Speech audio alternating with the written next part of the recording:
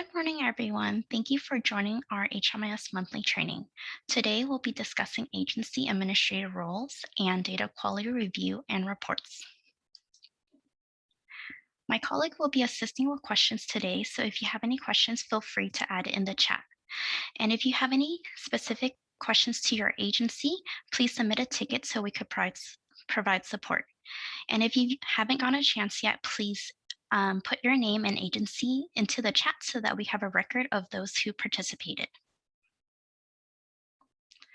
And I also want to remind you all that if there's any questions that we don't get a chance to answer today, we will include that in our recap newsletter.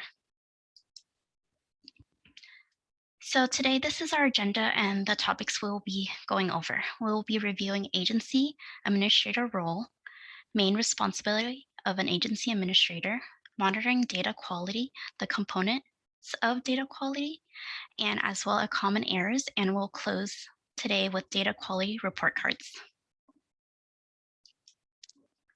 We'll be starting off with agency admin role. You may ask, what is an agency administrator? An agency administrator is a staff at your agency who oversees and manages data that is entered into HMIS. And they also serve as the primary contact between your agency and 211. We recommend that you have two agency admin, a main person, and a backup in case someone is out.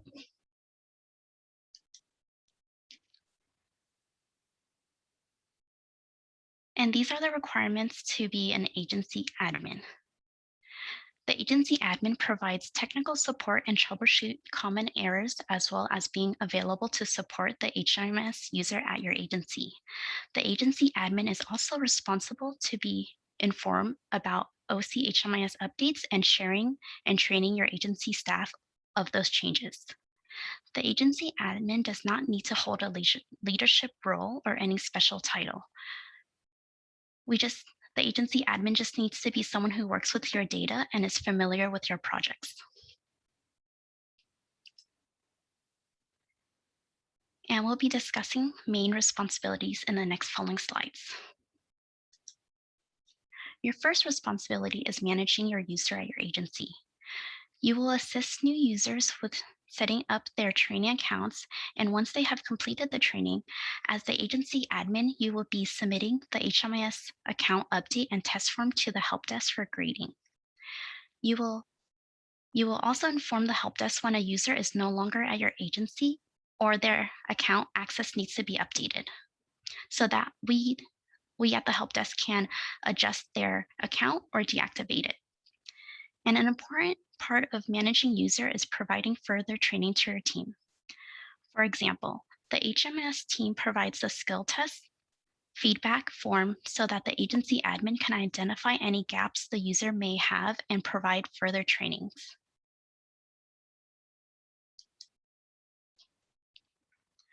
Requesting additional agency access. We discussed this in our previous user meeting, but we also wanted to review that again today. The primary agency will need to review and approve the partner agency staff to gain access to their agency. The partner agency will reach out to the primary agency admin and provide a list of users and their emails for review and approval. The primary agency will submit the HMIS account update form on behalf of the partner agency to the HMIS help desk. And we will be reviewing that form here in an example. So for our example, agency A is the partner agency and agency B is the primary agency, and they develop a collaboration. So agency B is the primary agency that has the project set up under their agency. Agency A will need to request for agency B to enter data into their collaborative project. So the agency A admin will send a list of staff that needs access to agency B.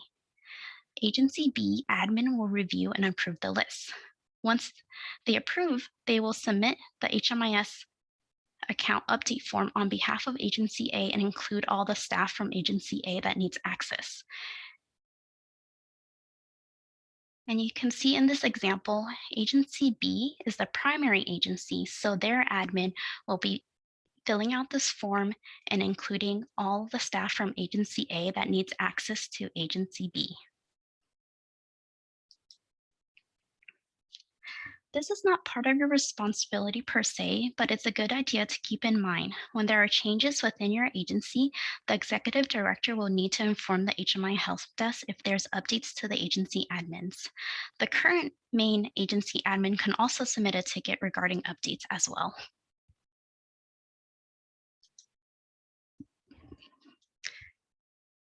As the agency admin, you are responsible to communicate topics related to HMIS, such as updates and topics discussed at our meetings, in our user meetings and data meetings, and also ensuring that your users are receiving our emails so they can participate in our trainings and updates. We will do a deeper dive into providing technical support to your HMIS user team. The agency admin is the first line of technical support. Agency admins are encouraged to use the knowledge-based articles to solve any issue that may come up. For example, a user may encounter an error by accidentally enrolling the head of household without the additional household members, which will result in an individual enrollment instead of a group enrollment. You can search in our knowledge-based article and support the user to go through the step to fix this by re-enrolling the whole household as a group. When you or your team encounter an error that you cannot resolve, please escalate those issues to the HMI help desk. A friendly reminder that only agency admins should be submitting tickets to the HMI help desk. We have been receiving increasing numbers of tickets submitted by users or users using their agency admin credentials.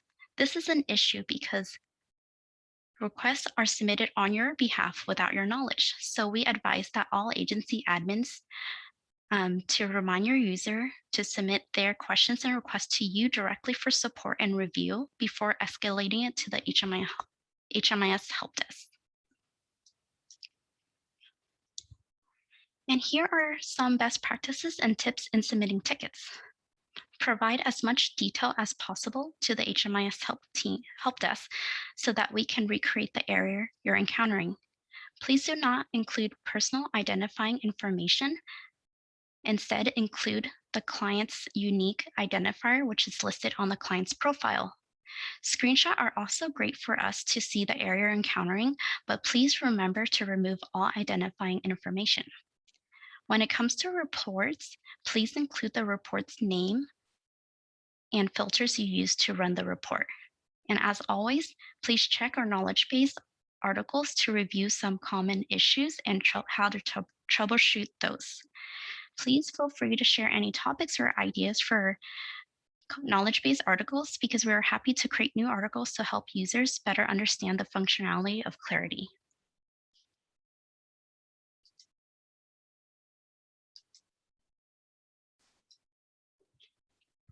Another responsibility is that you're in charge of the privacy and confidentiality of your agency data. You should monitor compliance with standards of confidentiality within the HMIS policy and procedure. This covers the collection, entry, and retrieval of data in HMIS. Please inform your team if there are any security violation. They need to inform you immediately and escalate the security violation to the OC HMIS help desk.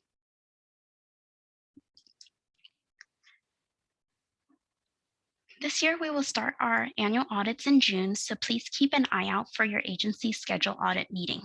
There are 4 main responsibilities: completing and submitting the agency audit form, submitting the agency agreement and interagency data sharing agreement form before your scheduled audit meeting, conducting security checks of devices used to access HMIS at your agency to meet the technical standards, and of course, attending the audit so that we can further discuss your agency usage of HMIS.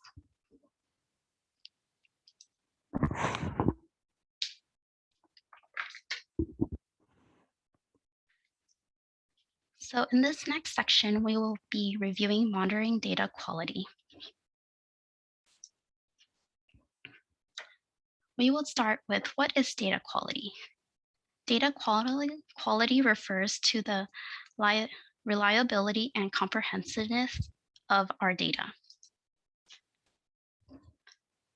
HUD breaks down data quality into 4 components: data timeliness, data completeness, data accuracy, and data consistency, which we will further discuss all 4 components in the next following slides.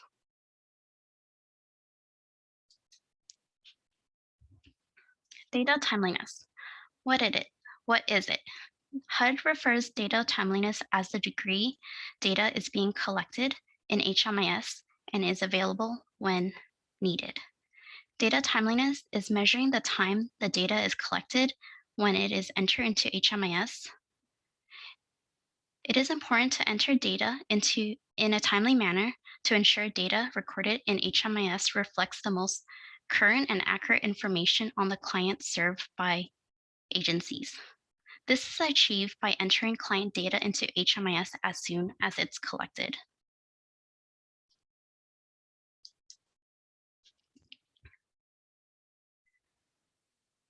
We will review data timeliness in the next following slides, and the way we do this is by running the data timeliness report to ensure that we're keeping within the threshold of the 3 days of entering the data.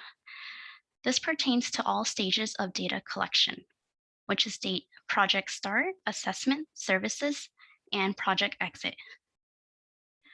We have 2 types of report. We have the detail and summary data timeliness report.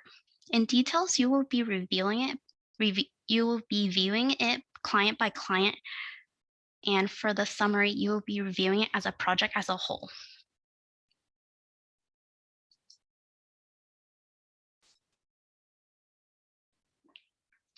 So this is an example of the details report. And before we get started, I wanted to note that all reports and data shared today is pulled from our training site, so it's all fake data. On this slide, you'll see that we ran the details data timeliness report. We are comparing the project start date and the date that the profile was created. In the details report, it represents the client level data, so you'll be able to see each client enroll during this reporting period. And you can see that this is telling you how many days it took for the data to be entered into HMIS.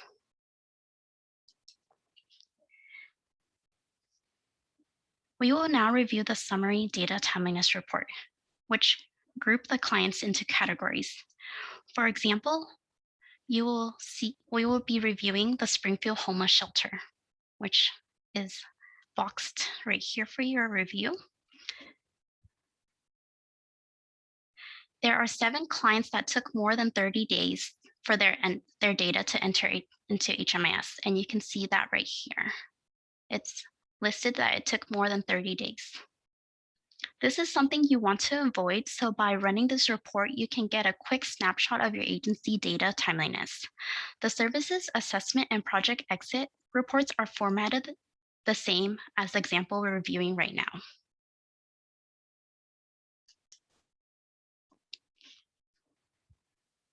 After reviewing the report, you may ask yourself, how can I improve our data timeliness?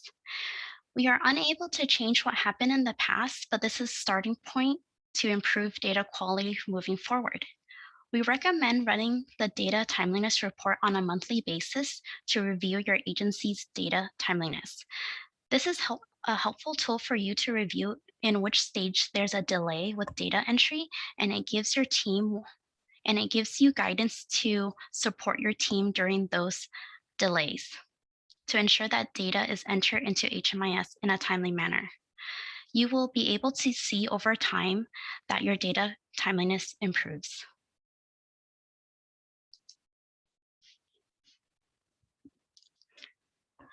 HUD defines data completeness as the degree all required data is known and documented.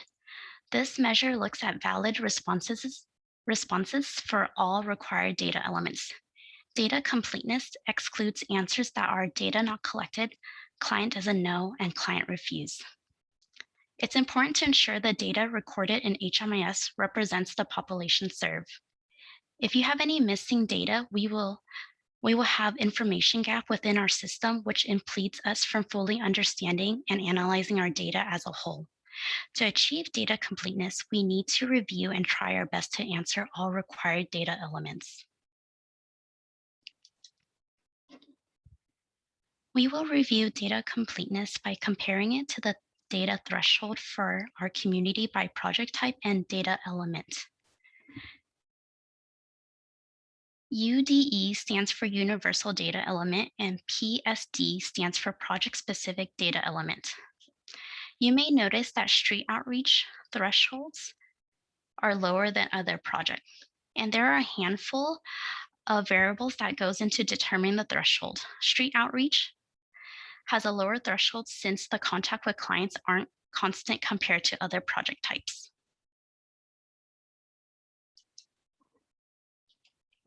Your agency may have process in place and specific reports you run, which is great. We recommend that you also include these reports into your monthly reporting and review. These are client level data where you can review within 3 data elements: the universal data element, project specific element for entry and exit. So these reports are available for you guys under the data analysis, and we do recommend you adding this to your process so that you can review data and ensure that you're meeting data quality standards. This is an example of the Universal Data Element Completeness Report. You can see that there are some missing data elements that are blanked. Please note that not all blank are data completeness error. It could be not required data element. We will review this on the next slide. And responses such as client doesn't know, which is defined as data completeness error. And you can see right here, it's showing that these are blank, and this is where you have client doesn't know answers.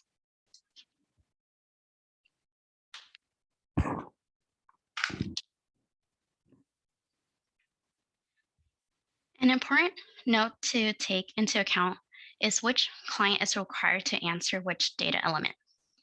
You can see from this table, there's a list of data element, and it's defined by which client should answer the data element, where it's all client or just head of household.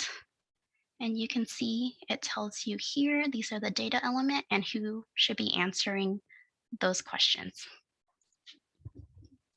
As mentioned, not all blanks are data completeness error. It could not be required or not applicable to the client, such as a minor will not be required to answer if they're a veteran. Therefore, there will be blanks in those fields.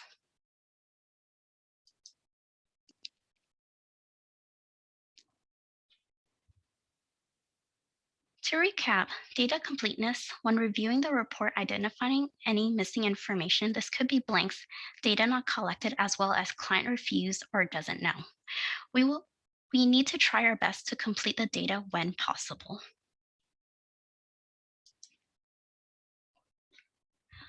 HUD defines data accuracy as the degree to which data is entered into HMIS reflects the real information of clients served and the services provided. It's important to ensure the data recorded in HMIS is reliable, and valid. This is achieved by clients providing real information and the staff entering the data correctly into HMIS. While it's not always the easiest to define, we will share some tips in the following slides to help with your data reviews.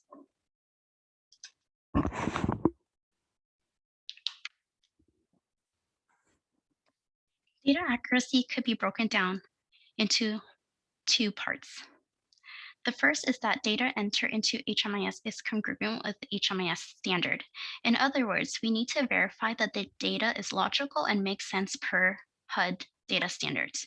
For example, some example of data accuracy error are that a household without a head of household, invalid social security number, incoherence with disabling condition, typos with dates, for example, day of birth is after the project entry or project end date is prior to the project entry.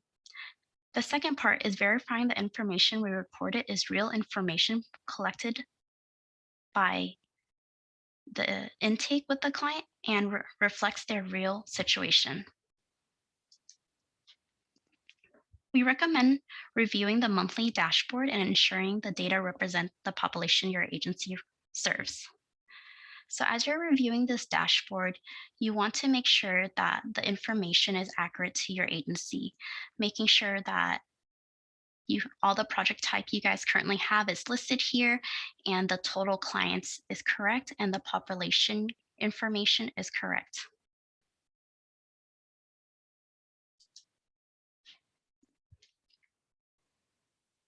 Here are some recommendations to add to your review to ensure data accuracy.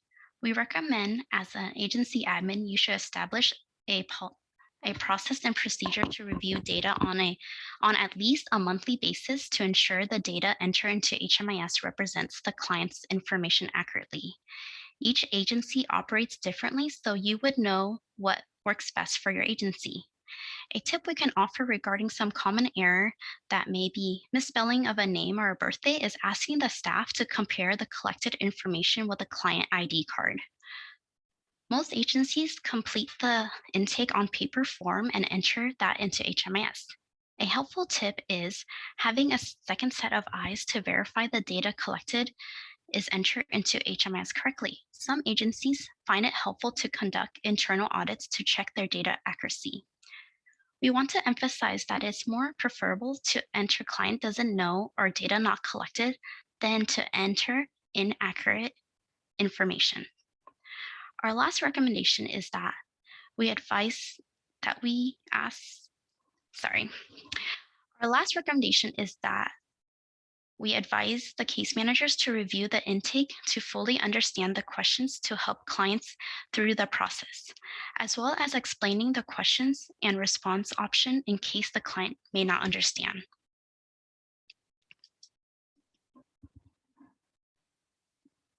HUD defines data accuracy as the degree to which the data is relevant in the way it's collected and stored among all agencies that participate in OCHMIS.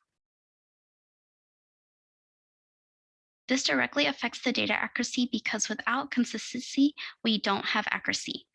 This is achieved but by having the same understanding of collecting client data.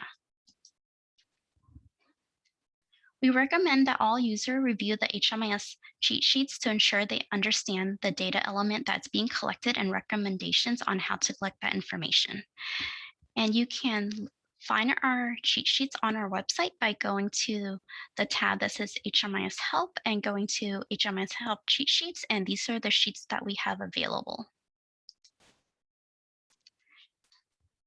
This is an example of one of the cheat sheets. This sheet gives an overview of how to create a profile and a project enrollment in HMIS. There are also recommendations on how to ask questions so that clients understand what is being asked and they could provide accurate answer to their current situation during intake. This is a helpful tool for staff to review to assist clients during the intake process.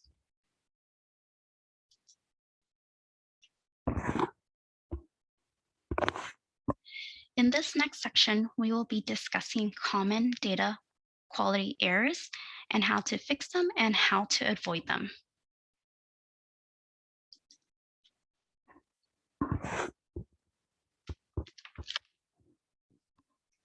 The most severe data quality error that we could have, at least in terms of reporting and especially HUD reporting, is the relationship to head of household error.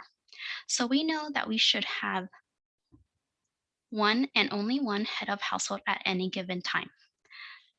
This means a household cannot have more than one head of household. There should always be a head of household assigned to each group enrollment.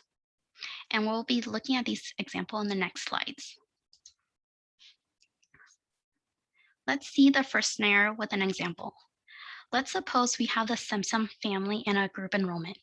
If I select Marge and Homer both as head of household, this means I selected self in the relationship of head of household for both, as you can see here. The system will automatically show me an error message when I try to click save, so I cannot move forward until I fix this error. So now let's see the second scenario with another example. Let's suppose I have the same Simpson household, but this time I do not select any head of household. This means nobody has self in the relationship of head of household, as you can see here. So in this case, the system will also show me an error message when I try to click Save Changes. I will not be able to move forward until I fix this. So you might be wondering, if Clarity warns me that this error in both scenario, the first one when I have more than one of head of household and the second when I don't have any head of household, how can we have this error and why is it common? This mostly happens when a head of household leaves a project while the rest of the member remains enrolled in the same project. Let's see an example. Let's suppose I enroll the Simpsons on January 1st, 2017, and you can see that's their project start date. And I assign Homer as the head of household. And then Homer exits January 1st, 2020. But the rest of the household remain active.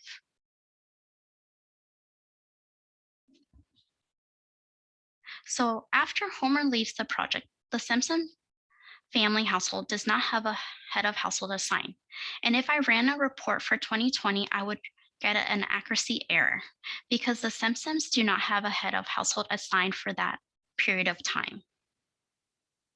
So they had a head of household from 2017 to 2019, but they did not have a head of household for 2020 because Homer left the project on January 1st. And this is violating the rule that there should always be a head of household assigned at any given time.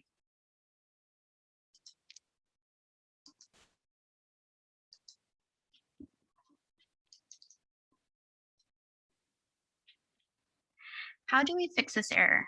As soon as Homer leaves the project, I should reassign the head of household to another member. So in our example, I would assign that to Marge. And then I would correct the other member's relationship to head of household to reflect their relationship to the new head of household. So in our example, I do not need to change the relationship of Lisa and Bart because they are still head of household children. But I would need to change Homer's relationship to self to head of household spouse because he is no longer the head of household. And now that we fixed this error, we should always remember that every time a head of household leaves the project alone, we need to first reassign a new head of household and then adjust the other members' relationship to the new head of household accordingly.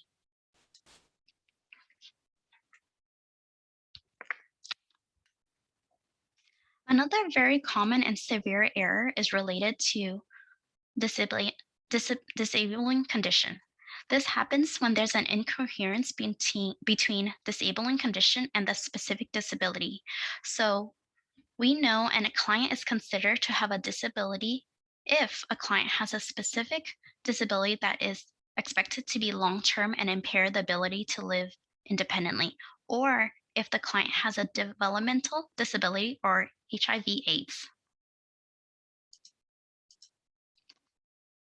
Let's see the first example.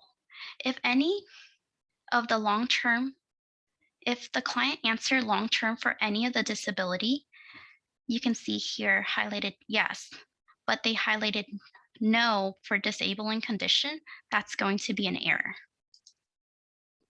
And in our second example is that if they select yes for either developmental disability or HIV/AIDS, but select no, that is also an error. So once you enter your information, we ask that make sure you go in and review to make sure that it makes sense. So if you select a disability down here, but select no there, that does not make sense, and that's an error. Same with this first example. The last severe error we will discuss today is completeness error in date of birth.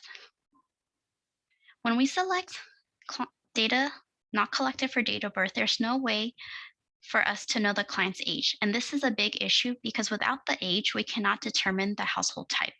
This is very severe for HUD reporting, especially HIC and PIT and LSA. What can we do? So if a client doesn't know or refuse to give the date of birth, you can ask the client to estimate their age. And with that, you can put January 1st in that estimated year to give them the age that they estimated. And then you'll just select that it's partial or approximate date of birth reported.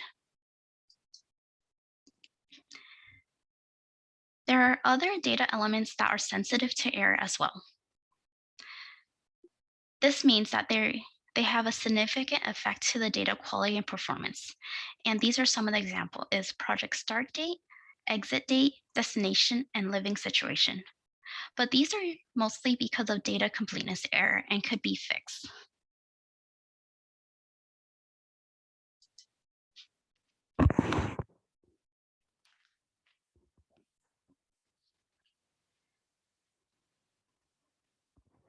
So in our final section today, we'll be reviewing data quality report cards. The report cards allow us to assess the data quality of our system as a whole. This is our process. So step 1, HMIS help desk will send the data correction to the agency admin with instructions and a color key to identify the errors. The agency admin will review the spreadsheet and complete the data corrections by the due date. HMIS help desk will then rerun the report and publish the report card on our site. This previous year, we were unable to publish a report card due to the pandemic, but recently we have gotten back on schedule to publish report card. This is the schedule and due dates so that you can plan accordingly with your team to review and fix the errors found in the data quality report cards. Now let's take a closer look at each step. The first step is the HMIS help desk will be sending you the data quality correction spreadsheet. The spreadsheet is highlighting data completeness and accuracy errors. You can see here client refuse and client doesn't know is in orange, missing information, which is data not collected or blanks are in gray, and data accuracy error in pink. So here are a few of those examples. Orange is for client doesn't know or refuse, and these are the blanks and data not collected. And for the pink, as we discussed, data accuracy error is if there's incoherence with disabling condition or issues with relationship to head of household.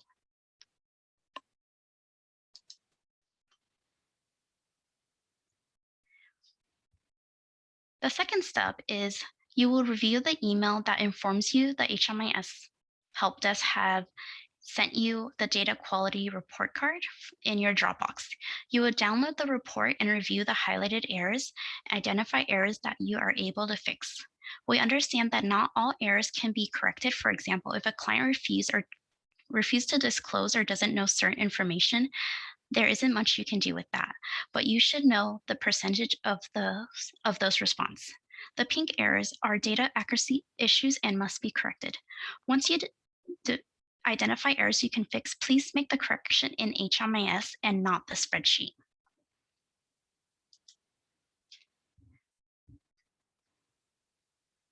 The last step is to publish the data quality report cards. You can see this is the report showing the completeness and accuracy of the universal data element, and those elements are listed here. And you can see the percentage of the response corresponding to the categories here. This is a color code of the response. Green represents all valid answers, pink represents the data accuracy errors. And this, we are looking at all projects in the COC, and there's an option for you to also select to view your agency specifically to your project. And this is the average score for all projects. Data timeliness is also included in the data quality report cards. Data timeliness refers to the degree which data is entered into HMIS in a timely manner. This tracks data at 3 stages: at entry, services, and exit. You can see that it's grouped into time frame and it's indicated by the color code above. There's also a drop-down menu for this report so you can specifically look at your agency. You can see that right here in pink are those that took more than 31 days to enter into HMIS. So of course we want to be avoiding that, and over time you can see that you can improve your data timeliness.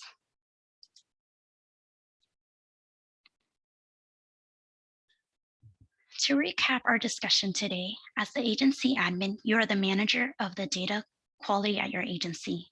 In addition to all the responsibility we discussed at the beginning, you're in charge of monitoring your agency data quality and creating a procedure to review the data that addresses the 4 components we discussed. To help with your process, we recommend using the tools we discuss in this training, such as report, cheat sheets, dashboards, and knowledge-based articles.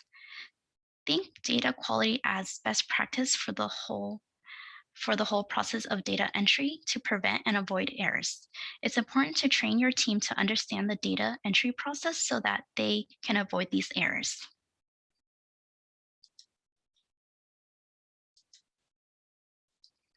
And we want to thank you everyone for participating today. If you have any questions, feel free to leave it in the chat and we will be sticking around to answer those questions. And we will be sending out a recap newsletter that will have the recording and PowerPoint. And we also wanted to ask you all, if you have some time, to please feel free to fill out our survey to give us feedback on this presentation and any future presentation topics you're interested in hearing about.